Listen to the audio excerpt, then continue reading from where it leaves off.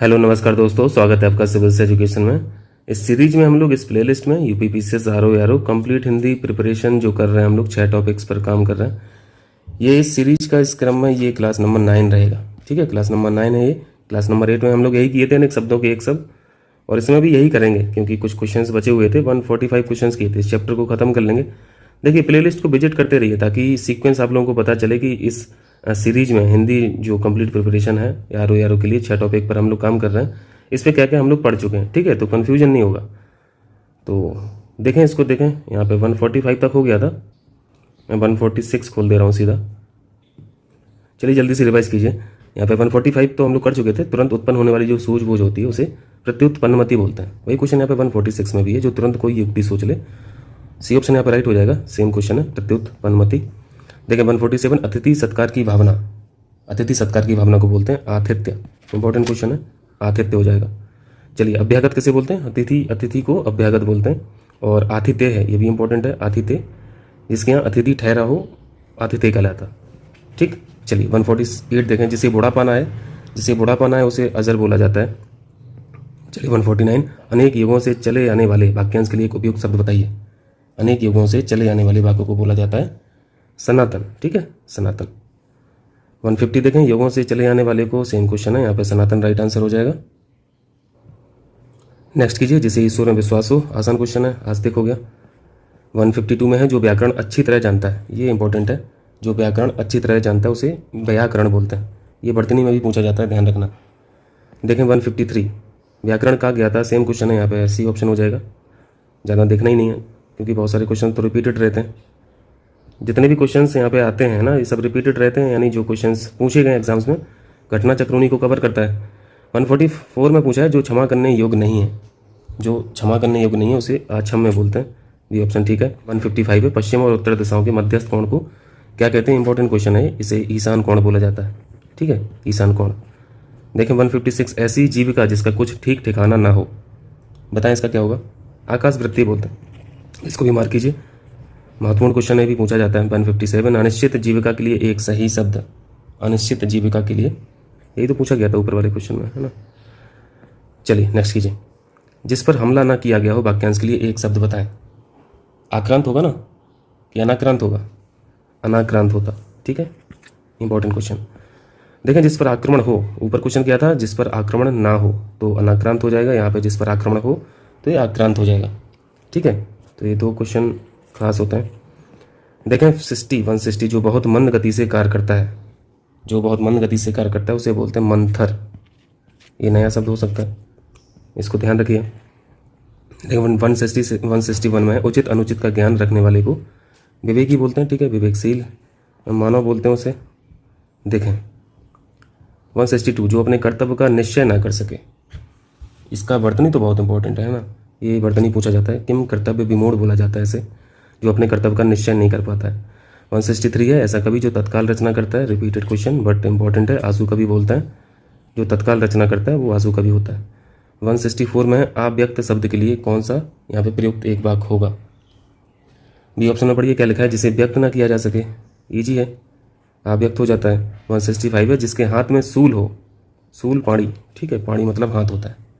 चलिए नेक्स्ट कीजिए, 166 करना ना। 166 देखें, संध्या और रात्रि के बीच का समय जो होता है, बताएं। ये गोधूली होता है। ठीक है, गोधूली। चलिए 167 में है, जो सब कुछ जानता है, ये सर्वज्ञ हो जाएगा या फिर बहुज्ञ होगा? क्या हो गया यहाँ पे उत्तर? सर्वज्ञ होगा, सब कुछ लिखा हुआ है ना। 168, अकथनीय शब्द के लिए बताएं कौन सा शब्द सही है, जिसके बारे में कुछ ना कहा जा सके। सी ऑप्शन यहाँ पे सही है। देखें 169, बिना पलक गिराए हुए, ये बहुत इंपॉर्टेंट क्वेश्चन है। इसको वैसे किए भी हैं, क्लास 8 में किए थे, क्योंकि रिपीट ही करता है। आप देख रहे होंगे ना, यूपीपीसीएस के जो क्वेश्चंस हैं हिंदी के, वो लगभग रिपीटेड क्वेश्चंस हैं। तो आप एक दो बार भी पढ़ लेंगे अगर ये प्रीवियस क्वेश्चन, तब भी आपका बहुत हद तक काम बन जाएगा। और जो मैंने आपको बताई है आदित्य पब्लिकेशन की किताब है ना, उसमें सभी प्रीवियस क्वेश्चन हैं और इन शॉर्ट दिया हुआ है, तो इसको एक बार जरूर देख लेना। वैसे मैं तो पूरा कवर करा ही दूंगा, ठीक है, एक 6 टॉपिक आदित्य पब्लिकेशन से भी पूरा करा दूंगा, परेशान मत होइए। फिर भी अपने से पढ़ के रखिए। देखें 170, देखें 170 में है, सेम क्वेश्चन है। ठीक है, ये उसका उत्तर क्या था 169 का? अनिमेश बोलते हैं ना इसे, तो इसका भी अनिमेष हो जाएगा। उत्तर बताना मैं भूल गया वहाँ पे, कोई नहीं, यहाँ पे सीख लीजिए, अनिमेष बोलते हैं। देखें, जिस पर किसी का आतंक छाया हो, आतंकित, ठीक है, आतंकित। जो शोक करने योग्य ना हो के लिए एक शब्द कौन सा होगा? जो शोक करने योग्य ना हो उसे बोलते हैं अशोच्य। इंपॉर्टेंट क्वेश्चन है, मार्क कीजिए, अशोच्य। देखें 173, जिसे ऊपर कहा गया हो, उपर्युक्त बोलते हैं इसे, ठीक है, उपर्युक्त होता है।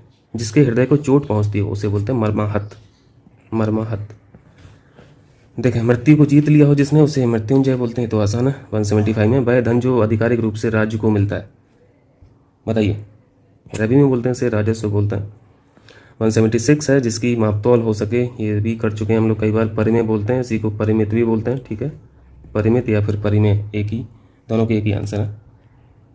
देखें 177, देखें, घुटने तक बाहें वाला, घुटने तक बाहें वाला ये अजानुबाहु होता है। आप लोगों को जो बिल्कुल नया क्वेश्चन लगे ना, उस शब्द को जरूर लिख लेना। बाकी शब्द तो आसान ही है, कोई दिक्कत नहीं है, बार बार पढ़ते ही आ रहे हैं हम लोग बहुत दिनों से। 178 में सेम क्वेश्चन है, जिसकी बाहें लंबी, अधिक लंबी हो, अजानुबाहु हो जाएगा, ठीक है। चलिए नेक्स्ट है, जिसका ज्ञान इंद्रियों द्वारा ना हो, जिसका ज्ञान इंद्रियों द्वारा ना हो, ये अतीन्द्रिय होता है, ये अतीन्द्रिय हो जाएगा। 180 है, जिसका अनुभव इंद्रियों द्वारा ना हो सके, सेम क्वेश्चन है। यहाँ पे कुछ बाकी चीज़ें भी देख लीजिए। यहाँ पे जैसे इंद्रजीत भी पूछा था एक ऑप्शन में, तो जिसने इंद्र को जीता हो वो इंद्रजीत है। जितेंद्रिय मतलब जिसने इंद्रियों को जीत लिया हो वो जितेंद्रिय है। जिसने नहीं जीता हो इंद्रियों को वो अतीन्द्रिय है। सबको जीतने वाला सर्वजीत है। तो आसान आसान से 181 है, जो इंद्रियों के ज्ञान के परे है, क्या हो जाएगा इसका? वही क्वेश्चन पूछ रहे हैं ना, ये अतीन्द्रिय हो जाएगा। 3 बार लगातार पूछ लिया, ये भी सेम क्वेश्चन है। इंद्रियों को जीत लिया हो जिसने, जितेंद्रिय। जल्दी से पढ़ लेते हैं आगे। सबको समान भाव से देखने वाले को क्या बोलता है? सबको समान भाव से देखने वाले को बोलते हैं समदर्शी। देखें यहाँ पे 184, प्रियदर्शी शब्द के लिए एक शब्द बताएं। प्रियदर्शी, आसान है, जो देखने में प्रिय लगे, प्रियदर्शी।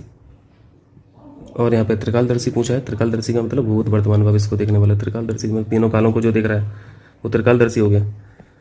देखें 185, जो भेदा या फिर तोड़ा ना जा सके, अभेद, ठीक है, अभेद। दुर्गम, ये हम लोगों ने क्लास 8 में सीखा। दुर्गे भी सीखा था क्लास 8 में, यहाँ पे रिवाइज भी कर लीजिए, कोई दिक्कत नहीं। वह मार्ग जिस पर चलना कठिन हो, ये दुर्गम होता है। जिसे कठिनाई से जाना जा सके, ये दुर्गेय होता है, ठीक है। और जो संभव ना हो, ये संभव। 186 है, प्रिय वचन बोलने वाली स्त्री को क्या बोलते हैं? प्रियंवदा बोलते हैं। ये भी किया था, ठीक है। चलिए कुछ और शब्द यहाँ पे देखिए। प्राण प्रिया का मतलब क्या होता है? जो प्राणों के समान प्यारी हो वो प्राण प्रिया है। मधुरमासी समझते हो, आसान है। प्रियंवदा अभी सीख लिया, प्रिय वचन बोलने वाली स्त्री को प्रियंवदा बोलते हैं। देखें 187, जिसके पार ना देखा जा सके, आसान है, अपारदर्शी। अब इतने आसान क्वेश्चन तो नहीं पूछेगा ना, ईपीपी से सारू यारो। देखें 188, पारदर्शी शब्द के लिए उचित वाक्य बताएं। इसके आर पार देखा जा सके वो पारदर्शी है। 189 है, जिसका दमन करना कठिन हो। दुर्बोध अभी देखा था, सॉरी दुर्गे देखा था अभी, है ना आपने, तो दुर्गे तो नहीं होगा। दमन करना कठिन जिसका है वो है दुर्दमनीय, दुर्दमनीय। अच्युत का क्या मतलब होता है? अच्युत का मतलब है जो अपने स्थानीय स्थिति से अलग ना किया जा सके, अच्युत। मार्क कीजिए, इंपॉर्टेंट है। कठिनाई से जाना, जिसे कठिनाई से जाना जा सके वो दुर्गे है। और जो कठिनाई से समझ में आता है उसे दुर्बोध बोलते हैं। इन दोनों शब्दों में ध्यान रखना, अंतर समझ में आना चाहिए।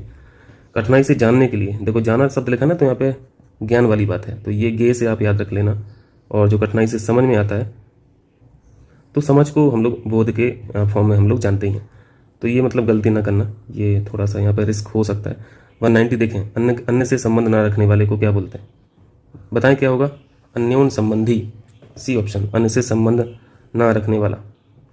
यहाँ पे एक शब्द लिखा है, ये अन्योन आश्रित क्या बोलते हैं? एक दूसरे पर आश्रित होना, ये अन्योन आश्रित है। और अनन्य का मतलब होता है जिस जैसा कोई अन्य ना हो, वो अनन्य है।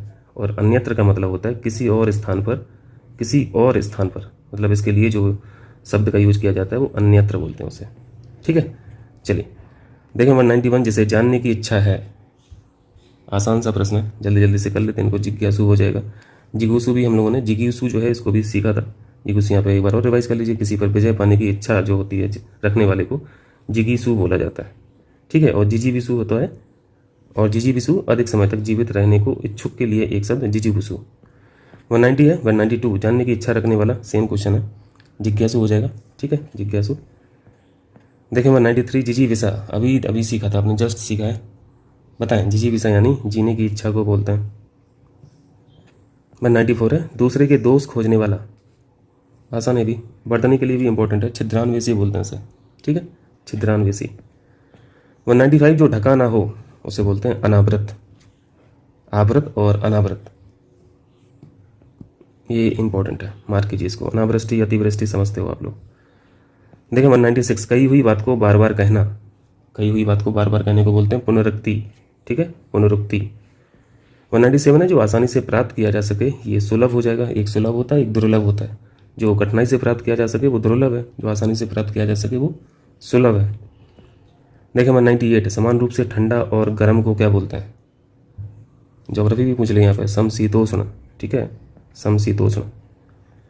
199 का मतलब यहाँ पे बताइए अनुत्तरित शब्द के लिए कौन सा वाक्य सही है? अनुत्तरित, जिसका उत्तर ना दिया गया हो वो अनुत्तरित है, ठीक है। देखें नेक्स्ट कीजिए, 200 कीजिए, 200वां कीजिए। अपने मत को मानने वाला, अपने मत को मानने वाले को बोलते हैं आत्मा भी मत, ठीक है, आत्मा भी मत। देखें 201 जो कहा ना गया हो उसे बोलते हैं आकथित। चारों शब्द इंपॉर्टेंट हैं, इनको जानिए। जो कहा ना गया हो ये तो प्रश्न में पूछा गया है, ये आकथित हो जाएगा। जो वचन या वाणी द्वारा ना कहा जा सके उसे आकथनीय बोलते हैं। इन दोनों में डिफरेंस समझ में आना चाहिए, ठीक है। और यहाँ पे पूछा है जो वाणी द्वारा कहा जा सके वो कथनीय। कथनीय और आकथनीय में मतलब समझ में आ रहा है। और व्यक्त वाली बात हो जो शब्दों द्वारा व्यक्त ना हो सके वो उसे अव्यक्त लगा देना। 202 है आकथनीय, अभी देखा आपने, जो वाणी द्वारा व्यक्त ना किया जा सके, ठीक है। डी ऑप्शन यहाँ पे सही है, सी ऑप्शन ना लगा देना, ठीक है, कंफ्यूज कर रहा है सी ऑप्शन। 203 है अनुश्रुति। अनुश्रुति के लिए एक शब्द कौन सा है? परंपरा से जो सुनते आते हैं हम लोग, वो अनुश्रुतियाँ होती हैं, परंपरा से सुना हुआ। देखें 204 परंपरा से चली आ रही बात, सेम क्वेश्चन है, अनुश्रुति हो जाएगा, ये अनुश्रुति हो जाएगा। चलिए जो देखने के योग्य हो उसे बोलते हैं दर्शनीय। सही बोल रहा हूँ ना? दर्शनीय, ये ऑप्शन। 206 देखिए जो पृथ्वी से संबद्ध है उसे बोलते हैं पार्थिव, ठीक है, इंग्लिश में बोलते हैं टेरेस्ट्रियल। ये अक्सर पूछा गया है क्वेश्चन। 207 है सेम क्वेश्चन है, यहाँ पे पार्थिव हो जाएगा, पृथ्वी से संबद्ध जो है। और देखें भूमिज, भूमिज यहाँ पे है, भूमि से जन्म लेने वाले को भूमिज बोलते हैं। जो स्वयं से उत्पन्न हो वह स्वयंभू है, ठीक है, और जो भू को धारण करे वो भूधर है। देखें नेक्स्ट, भूधर अभी सीखा आपने, भूधर का मतलब है जो भू को धारण करता है, सी ऑप्शन यहाँ पे, ठीक है। 209 में है बड़ा चढ़ाकर कहना, इसे अति संयुक्ति बोलते हैं, इंपॉर्टेंट है वर्तनी के लिए। संयुक्ति नहीं होता है, ठीक है, आधा सा नहीं होता है संयुक्ति। ये जो मैं लिख रहा हूँ ये गलत है, जो यहाँ पे लिखा हुआ है ये सही है, यानी ये वर्तनी के साथ सही लिखा हुआ है। 210 है जो पहले था वह अब नहीं है, के लिए एक शब्द बताएं। जो पहले था बट अब नहीं है, अच्छा क्वेश्चन है, क्या हो जाएगा? भूतपूर्व। 210 है जो पहले था पर अब नहीं है, तो ये फॉर्मर हो गया, ठीक है, भूतपूर्व हो गया। देखें 211 जो कठिनाई से मिलता है, इसको बताइए अलभ्य लगाएंगे या फिर दुर्लभ लगाएंगे या फिर दुर्बोध लगाएंगे या फिर अप्राप्य लगाएंगे? बताएं। दुर्लभ हो जाएगा ना, ये सुलभ पढ़ा था, दुर्लभ पढ़ा था। अलभ का मतलब हम लोगों ने पिछली क्लास में सीखा था, यहाँ पे रिवाइज भी कर लीजिए। अलभ मतलब जिससे लाभ ना प्राप्त हो, ठीक है, जिससे लाभ ना प्राप्त हो ये अलभ है, जिसे प्राप्त ना किया जा सके ये अप्राप्य है। 212 में जो कठिनाई से समझने योग्य है, समझने वाली बात है ना, तो यहाँ पे बोध आ रहा है, तो यहाँ पे सी ऑप्शन हो जाएगा सही, ये सीखा था अभी। देखें यहाँ पे 213 देखें जो आँखों से परे है, जो आँखों से परे है उसे बोला जाता है परोक्ष हो जाएगा। ये आँखों से परे को बोलते हैं परोक्ष, जो आँखों के सामने है उसे बोलते हैं प्रत्यक्ष, और देखने में प्रिय, जिसे जो देखने में प्रिय लगे वो प्रियदर्शी, और जो देखने योग्य हो उसे द्रष्टव्य बोलते हैं, ठीक है, जो देखने योग्य है द्रष्टव्य। चलिए आगे बढ़िए। 214 में जो आँखों के आगे उपस्थित है, सेम क्वेश्चन है, प्रत्यक्ष हो जाएगा। आँखों से परे को परोक्ष बोला जाता है। 215 है अथाह शब्द के लिए एक वाक्य बताइए। अथाह शब्द इंपॉर्टेंट है। बचपन में गांव में तो याद आ रहा होगा, नदी नाले कुआं में नहाते थे और हम लोग आपस में कंपटीशन करते रहते थे कि जो थाएँ ला के दिखाएगा या फिर थाएँ छू के बताएगा वो सबसे बड़ा तैराक है ना। तो इसका क्या हो जाएगा? जिसकी गहराई नापी ना जा सके, ठीक है, बी ऑप्शन। देखें 216 संदेश ले जाने वाले को बोलते हैं संदेशवाहक, संदेशवाहक हो जाएगा। चलिए नेक्स्ट कीजिए, 217 कीजिए। 217 है अनस्वर शब्द के लिए एक वाक्य कौन सा होगा? नष्ट ना होने वाले को बोलते हैं अनस्वर। ईश्वर को ना मानने वाला ये नास्तिक होता है। इंद्रियों द्वारा ना जाना जा सके उसे अगोचर बोलते हैं। इंद्रियों द्वारा ना जाना जा सके, ये मार्क कीजिए ये वाला शब्द।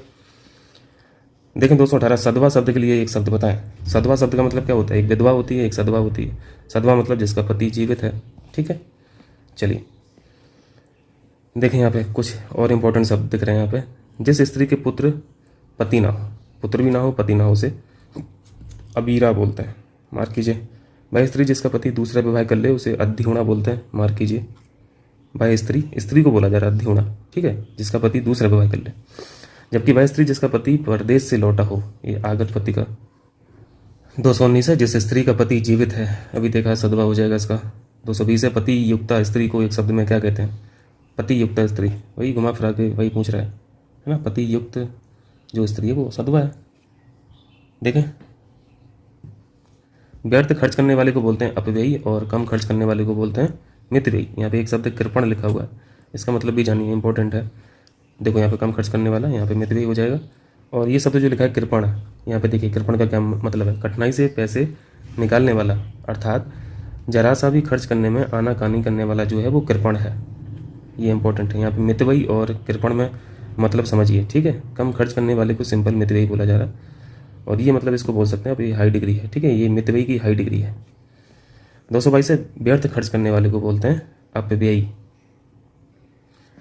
223 देखें जो जरा सा भी खर्च करने में आनाकानी करे, ये यहाँ पे कृपण का मतलब पूछा है। आपको यहाँ पे मितव्ययी नहीं लगा देना, गलत हो जाएगा नहीं तो। बी ऑप्शन सही है। 224 है प्रत्यक्षता शब्द के लिए एक शब्द बताएं। ये भी सीखा था हम लोगों ने पिछले टेस्ट में। पति के द्वारा छोड़ दी गई स्त्री को बोलते हैं प्रत्यक्षता, सी ऑप्शन। देखें 225 देखें गजगामिनी। गजगामिनी का क्या मतलब होता है? गजगामिनी का मतलब है हाथी की तरह चलने वाली स्त्री, ठीक है। चलें मृगनयनी का मतलब क्या होता है? मृग नयन, जिसके नयन मृग के समान हो, ठीक है। मृग के समान आंख वाली स्त्री को मृगनयनी बोलते हैं। मीन की तरह सुंदर आंख वाली स्त्री को मीनाक्षी बोलते हैं। हंस के समान चलने वाली स्त्री को हंसगामिनी बोलते हैं। 226 है वह लड़की जिसका विवाह होने को हो, जिसका विवाह होने को हो, बताएं, ये अच्छा क्वेश्चन है। इसे वैवाहिकी बोलते हैं। बाकी शब्द लिखे हैं सदवा। सदवा का मतलब जानते हैं, जिसका पति, वह स्त्री जिसका पति जीवित हो, विवाहिता यानी जिसका विवाह हो चुका हो, और बंधे का मतलब है जिसकी कोई संतान नहीं हो, ठीक है। चलिए देखें 227 वनस्पति का आहार करने वाला। यहाँ पे साफ साफ देखो वनस्पति लिख रहा है, तो शाकाहारी से बचना है आपको, ठीक है। इसका करेक्ट आंसर होगा सी ऑप्शन, वनस्पत्याहारी। तो बी ऑप्शन में शाकाहारी कब पूछेगा तो आप कब लगाएंगे? यहाँ पे देखिए वनस्पति का आहार करने वाले को साफ साफ यहाँ पे वनस्पत्याहारी लिखा हुआ है। फल का आहार करने वाले को फलाहारी। शाक का आहार करने वाला, देखो शाक अगर लिखा रहे तब आपको शाकाहारी लगाना है, गलती नहीं करना है। आहार न करने वाले को निराहारी। 228 है जिस पर मुकदमा चलाया गया हो, ये तो कई बार कर चुके हैं हम लोग। जिस पर मुकदमा चलाया जाता है उसे अभियुक्त बोला जाता है, ठीक है, अभियुक्त। 229 में है जिसके आने की तिथि ना हो, जिसके आने की तिथि ना हो उसे बोला जाता है, क्या बोलेंगे? अतिथि हो जाएगा ना। और ये आतिथ्य का मतलब बताइए, और अनाहुत का मतलब बताइए। आतिथ्य का मतलब है ये जो अतिथि आ रहे हैं इनकी सेवा सत्कार अगर करोगे आप तो आपको बोला जाएगा आतिथ्य। आगुंतुक का मतलब है कि जो मतलब इधर उधर से घूमता फिरता आ जाए वो आगुंतुक है। कीजिए 230 कीजिए अतिथि की सेवा करने वाला। अतिथि की सेवा करने वाले को अभी आपने देखा ये आतिथ्य होता है, ठीक है, आतिथ्य। यहाँ पे जो चौथा ऑप्शन लिखा है ये भी सेम ही चीज़ है, डी ऑप्शन यहाँ पे ठीक हो जाएगा। 231 है जिसे भले बुरे का ज्ञान ना हो, जिसे भले बुरे का ज्ञान ना हो उसे अविवेकी बोलते हैं, ठीक है, अविवेकशील बोलते हैं। दुर्बोध का मतलब जिसे समझना कठिन हो, और दुर्गे का मतलब जल्दी से बताइए, तो कई बार कर चुके हैं, यहाँ पे पढ़ लीजिए, रिवाइज कर लीजिए, जिसे सरलता से जाना ना जा सके, ठीक है, ये दुर्गे हो जाएगा। 232 है नीले रंग का कमल। नीले रंग के कमल को बोला जाता है, नीलाभ बोलेंगे या फिर इंदिवर बोलेंगे? ये इंपॉर्टेंट क्वेश्चन है, ध्यान रखना। नीलाभ नहीं लगाना है, इंदिवर लगाना है। नीलाभ का मतलब है कि जिसकी आभा नीली हो, ठीक है, जिसकी आभा नीली हो वो नीलाभ होता है। सफ़ेद रंग के कमल को पुंडरीक बोलते हैं। जैसे यहाँ पर नीला रंग पूछा, सफ़ेद रंग का भी पूछा जा सकता था। सफ़ेद रंग का जो कमल है उसे पुंडरीक बोलते हैं, ठीक। तो सी ऑप्शन भी इंपॉर्टेंट है। देखें 233 सॉरी, जो अभी अभी उत्पन्न हुआ है, जो अभी अभी उत्पन्न हुआ है ये होता है अद्य प्रसूत, बी ऑप्शन। मार्क कीजिए इसको। अंत्य समझते हो, दत्तक भी समझते हो, और प्रसूत भी समझते हो, कई बार रिवाइज कर चुके हैं, यहाँ फिर से रिवाइज कीजिए।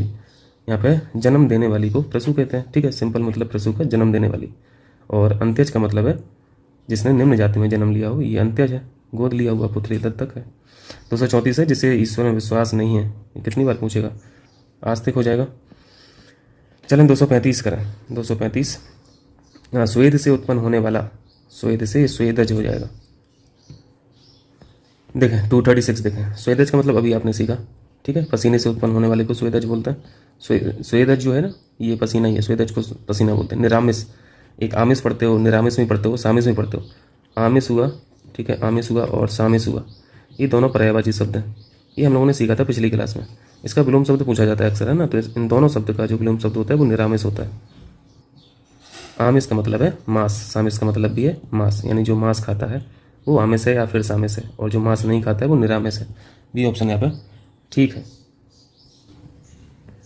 देखें 238 देखें, 238 जहाँ खाना मुफ्त में मिलता है, ये हम लोगों ने किया था, इसे बोलते हैं सदाव्रत। ये इंपॉर्टेंट क्वेश्चन है, मार्क करना है इसको, सदाव्रत।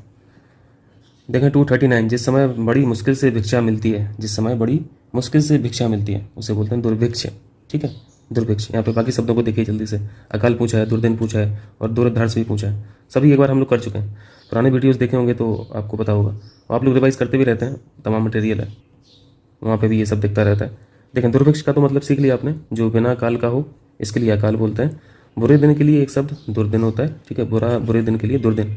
अभी हम सभी के दुर्दिन चल रहे हैं, ऐसे याद रख लीजिए। जिसे बस में करना कठिन हो, जिसे बस में करना कठिन हो वो होता है दुर्धर्ष, ठीक है, इसको मार्क करना है आपको। 240 जो कुछ नहीं जानता है, जो कुछ नहीं जानता, तो हज़ारों बार यार इसको देख चुके हैं ना, अज्ञ हो जाएगा, इसे अज्ञ बोलते हैं। देखें इनको देख लीजिए सभी शब्दों को। जो कुछ ना जानता हो अज्ञ हो जाएगा या फिर अज्ञानी हो जाएगा। जो जानता हो उसे विज्ञ बोलते हैं, यानी अज्ञ और विज्ञ ये जो हैं ये अपोजिट शब्द हैं, ठीक है, ये अपोजिट शब्द हैं। सॉरी, यहाँ पे विज्ञ लिख दो, विलोम शब्द एक दूसरे पे हैं। अज्ञ का विलोम शब्द विज्ञ या फिर विज्ञ का विलोम शब्द अज्ञ हो जाएगा। चलिए 241 देखें। अंतरिक्ष शब्द किस भाग के लिए प्रयुक्त होता है? अंतरिक्ष किसे बोला जाता है? धरती और आकाश के बीच का जो स्थान है, प्लेस है, वो अंतरिक्ष है, ठीक है। देखें 242 जो गणना के अयोग्य है, जिसकी गणना नहीं की जा सकती है। यहाँ पे थोड़ा अलर्ट हो जाइए, गलती नहीं करना है। आगणनीय और नगण्य में आगणनीय तब होता है जब पूछा जाए कि जिसकी गणना ना की जा सके, ठीक है, ये सके वाला शब्द वहाँ पे लिखा रहेगा। जिसकी गणना नहीं की जा सके वो होता है आगणनीय। और नगण्य का मतलब है कि जिसकी गिनती हो ही ना, ठीक है, जिसकी गिनती ना हो या फिर जो गिनती के योग्य ही ना हो। तो यही पूछा है आपसे, जो गणना के अयोग्य हो। इसका आंसर बी होगा, ना कि ए से बचना है, ठीक। दोनों में फ़र्क जाने रहिए। 243 है मर्मज्ञ। मर्मज्ञ भी आप लोग जानते हैं, किसी बात का मर्म जो है, गुण रहस्य जानने वाला, मर्मज्ञ। किसी बात का मर्म जानने वाले को बोलते हैं मर्मज्ञ। देखा 244 जिसका आदि व अंत ना हो, जिसका आदि और अंत नहीं है उसे बोलते हैं अनादि अनंत, ठीक है, अनादि अनंत। आद्योपांत का मतलब सीखा था, आदि से अंत तक को आद्योपांत बोलते हैं। मृत्युंजय समझते हो, मृत्यु पर विजय करने वाले को बोलते हैं, विजय पाने वाले को। और जिसका अंत ना हो ये अनंत होता है। कहाँ तक हो गया? 244 है ना, 245। एक क्वेश्चन और कर लेते हैं, फिर इसका एक वीडियो और रहेगा तो उसमें पूरा कर लेंगे, ठीक है। 100 क्वेश्चन यहाँ पे हम लोग कर रहे हैं, कोई फिक्स नहीं होता है, टाइम हो जाता है तो फिर स्टॉप कर देता हूँ। अभी कितना बज रहा है? 7:20। मैं सुबह रिकॉर्डिंग कर रहा हूँ, फिर नौकरी चाकरी के लिए जाना भागना पड़ता है। जिसका आदि ना हो ये अनादि हो जाएगा, ठीक। जो शब्द लिखा रहे ना उसी शब्द से जोड़ के देखा कीजिए। आदि लिखा है तो अनादि लिख देंगे, जिसका अंत ना हो, अंत अगर लिखा रहेगा तो हम अनंत लगा देंगे, ठीक है। तो कीजिए, यहाँ पे 245 तक हो गया और क्लास जो 10 रहेगी उसमें हम लोग पूरा कर लेंगे इस चैप्टर को। ये घटना चक्र का चैप्टर है, घटना चक्र का कंटेंट पढ़ रहे हैं हम लोग। मिलते हैं फिर अगला वीडियो, फिर वही करेंगे जीएस का जो हम लोग कर रहे हैं ना, जीएस ध्येय आईएएस का टेस्ट सीरीज कर रहे हैं आरओ के लिए, जीएस के लिए। जीएस के मतलब टेस्ट सीरीज ही कर रहे हैं, उसमें हिंदी और जीएस दोनों के पेपर रहते हैं। टेस्ट नंबर 2 कंटिन्यू में है अभी, इसका पार्ट नंबर 1 हो गया, पार्ट नंबर 2 में मिलेंगे, ठीक है। ज्योग्राफी के क्वेश्चंस हैं बहुत ज़्यादा, तो आपको मिलेंगे, मैपिंग के साथ मिलेंगे, तो दिक्कत नहीं होगी। चलिए चलते हैं फिर।